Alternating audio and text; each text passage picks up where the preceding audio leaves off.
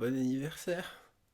Les amis, comment allez-vous? Aujourd'hui, on fait la vidéo pour mon anniversaire. J'ai 1 an, je suis grand maintenant. Bref, comme d'habitude, j'espère que vous êtes en forme, que tout se passe bien pour vous et que vous êtes en train de tout déchirer, c'est important. À l'occasion des 1 an, du coup, j'ai décidé de faire une vidéo un petit peu plus FAQ. Ça fait longtemps qu'on n'en a pas fait et je me suis dit, les 1 an, c'est l'occasion de faire le bilan sur qu'est-ce qui s'est passé du coup cette année, répondre à vos différentes questions, parce que je pense que c'est toujours intéressant de voir un peu quelqu'un qui se lance dans ce qu'il aime faire, dans créer une entreprise, etc. Avoir un peu son retour, c'est toujours intéressant. Donc c'est le but de cette vidéo. Donc oui, je vous demandais du coup sur Instagram s'il y avait des questions auxquelles vous souhaitiez que je réponde. Ah, j'en ai quelques-unes. Alors la première question, très pertinente, c'est qu'est-ce que tu retiens de cette première année d'immobilier? Alors déjà, ce que je retiens, c'est que c'est un métier qui n'a pas d'horaire. Quand tu décides d'être dans l'immobilier, c'est pas du 8h-17h, c'est du 24h sur 24, 7 jours sur 7. Et en soi, c'est pas mal, c'est moi qui ai décidé de faire ça, donc je l'assume totalement, et au contraire, j'aime bien qu'on me sollicite. Ce que je retiens, moi, de cette première année, c'est que je me suis bien amusé. Je pense que la première année, je sens que c'est l'année la plus compliquée, parce qu'il faut le temps de faire comprendre aux gens que maintenant on travaille dans l'immobilier, qu'on travaille sur son réseau, sur ses recommandations, et que le but c'est que les gens sachent que finalement on fait ce métier. Donc là ça commence à se savoir de plus en plus, donc j'ai envie de dire que le plus dur est passé. Bon, il faut continuer bien sûr, hein. A priori, selon les anciens, il faut 3 ans pour être vraiment installé en tant que professionnel de l'immobilier. Donc je ne désespère pas, il me reste encore 2 ans de bizutage pour pouvoir vraiment être à 100%. Bref, ce que je retiens de cette première année, c'est une première année très positive et je pense que le meilleur est à venir encore. Alors, deuxième question. Est-ce que tu regrettes certaines choses que tu as fait? Il y a toujours des choses qu'on regrette et qu'on aurait aimé faire autrement. C'est pas vraiment des regrets, c'est plus des remords de dire j'aurais peut-être dû agir comme ça ou j'aurais peut-être dû faire ça. Sur certains dossiers, certaines façons de parler, d'avancer des arguments, voilà ce genre de choses. Même si le but pour moi c'est d'accompagner les clients et que les clients aient le sentiment d'avoir besoin de mes conseils pour pouvoir les accompagner, ça reste malgré tout un métier commercial. Et du fait que ce soit un métier commercial, forcément il faut aussi arriver à se vendre. Et c'est vrai que des fois, j'ai peut-être eu le mauvais mot ou la mauvaise façon de dire les choses et du coup ça m'a peut-être bloqué quelques affaires.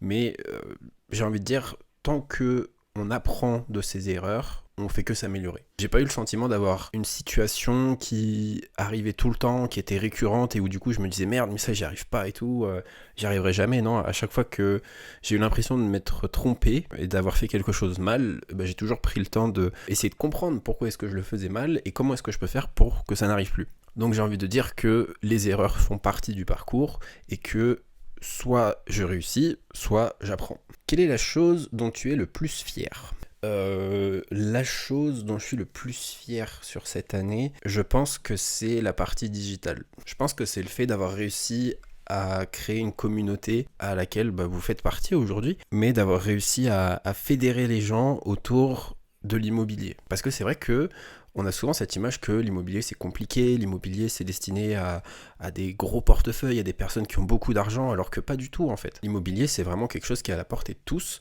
quelque chose auquel tout le monde peut accéder. Et je pense que c'est vraiment ce dont je suis le plus fier, c'est aujourd'hui d'avoir cette communauté qui comprend ce que je veux lui faire passer comme message, qui y adhère et qui me pose des questions, qui souhaite que je l'accompagne, etc. Donc voilà, c'est vraiment cette partie-là, digitale, où je suis le plus fier. Parce que après, c'est peut-être un petit peu d'orgueil, mais c'est vrai que au début, on me disait mais qu'est-ce que tu vas faire là, quoi? Qu'est-ce que tu vas faire sur Instagram? Qu'est-ce que tu vas faire des stories sur tes journées? Ça sert à rien. Et moi, j'étais convaincu que c'était utile, qu'il y avait quelque chose à faire. Et voilà, donc en persévérant, je vois qu'aujourd'hui, il y en a de plus en plus qui s'y mettent et où je me dis, finalement, j'ai pas eu si tort que ça. Est-ce que faire de l'immobilier est aussi facile que le laissent paraître certaines agences? On va pas citer les agences, mais on va les marquer. Alors non, c'est pas aussi facile que ça a l'air. Ça demande beaucoup de patience, ça demande beaucoup d'efforts, de répéter, pas se décourager, rester motivé. C'est un métier qui demande beaucoup de patience en fait. Attends, je vais regarder sur internet. Taux d'abandon professionnel immobilier. Bon, ils disent pas. Ils disent pas, mais moi je le vois quand même un petit peu chez KW, enfin dans l'agence où je suis aujourd'hui, c'est que il y a quand même beaucoup de profils différents qui essayent l'immobilier, qui se disent tiens, j'aime bien l'immobilier, je vais essayer. Et c'est vrai qu'il y a peu de barrières à l'entrée, et c'est peut-être ça qui permet de pouvoir se lancer aussi facilement.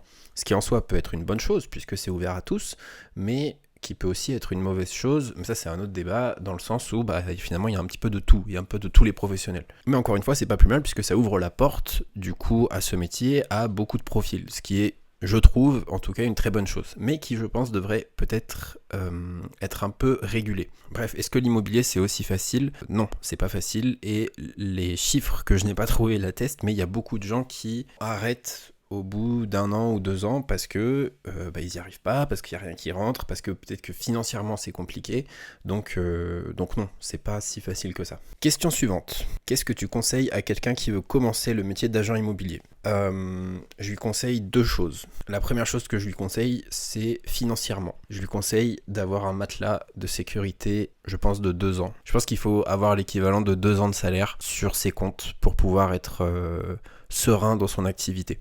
Il ne faut pas qu'on voit une affaire ou une opportunité qui nous arrive, comme quelqu'un qui nous appelle pour vendre son bien, comme l'unique débouché pour pouvoir toucher quelque chose à la fin du mois. Ça, c'est très mauvais, et pour soi, parce qu'on va être sous pression, on va être stressé, on veut absolument que l'affaire se conclue, etc. Mais c'est aussi mauvais pour le client, parce qu'il va le ressentir, il va se dire, mais c'est quoi lui ? C'est quoi ce requin, quoi ? Des requins, il y en a partout, même dans l'immobilier. Est-ce qu'on dit surtout dans l'immobilier ? Je ne sais pas, mais dans tous les cas, le fait d'avoir ce matelas et de se dire, ce n'est pas parce que je ne vais pas faire cette affaire que je ne vais pas gagner d'argent ce mois-ci, il faut absolument pas avoir cette mentalité, parce que ça va nuire à notre travail et aux prestations qu'on va délivrer aux clients. Le fait de travailler sereinement, ça va vraiment permettre de pouvoir créer un cercle vertueux, un cercle positif qui va faire que les gens vont avoir envie de t'appeler, les gens vont avoir envie de te solliciter, parce que t'es pas dans cet esprit de requin, de il faut absolument que je fasse l'affaire, que je récupère le truc, que je fasse ma vente. Non, c'est j'accompagne mes clients dans leurs projets, s'ils ont besoin de moi, tant mieux, s'ils n'ont pas besoin de moi, ce sera quelqu'un d'autre. Donc ça, c'est la première chose, financièrement. Et la deuxième chose, c'est plus d'un point de vue entrepreneurial. Il faut se demander, quand on commence le métier, mais je pense quand on commence n'importe quelle entreprise, à se dire, non pas je fais ça pour gagner de l'argent, mais plus pourquoi est-ce que je fais ça, trouver un sens en fait à ce métier. Si tu fais ça juste pour gagner de l'argent, je pense personnellement que tu vas pas tenir longtemps. Si tu fais ça parce que le métier a un sens pour toi et que tu es capable d'expliquer ce sens à tes clients, à ton entourage, tu vas du coup tenir beaucoup plus longtemps. Si toi tu commences le métier en te disant je suis là pour gagner de l'argent et je m'en fous de l'immobilier, tu vas pas réussir. Tu vas pas tenir sur la longueur. Il faut vraiment te dire que c'est un marathon et c'est pas un sprint. Moi par exemple, ce que j'aime faire au travers de mon métier, c'est d'aider les gens à réaliser leurs projets et à rendre un projet de vente ou d'achat immobilier facile. T'as peut-être des gens qui vont vouloir que l'agent immobilier avec qui ils travaillent soit quelqu'un qui soit en costume 3 pièces, qui sort des mots savants et que tu comprends rien à ce qu'il dit et tu dis ouais, lui c'est un vrai professionnel parce que j'ai rien compris à ce qu'il vient de me dire. Il y a une clientèle pour ça, je pense. Question suivante. Où est-ce que tu te vois l'année prochaine ? Dans 3 ans, dans 5 ans ? Je sais pas.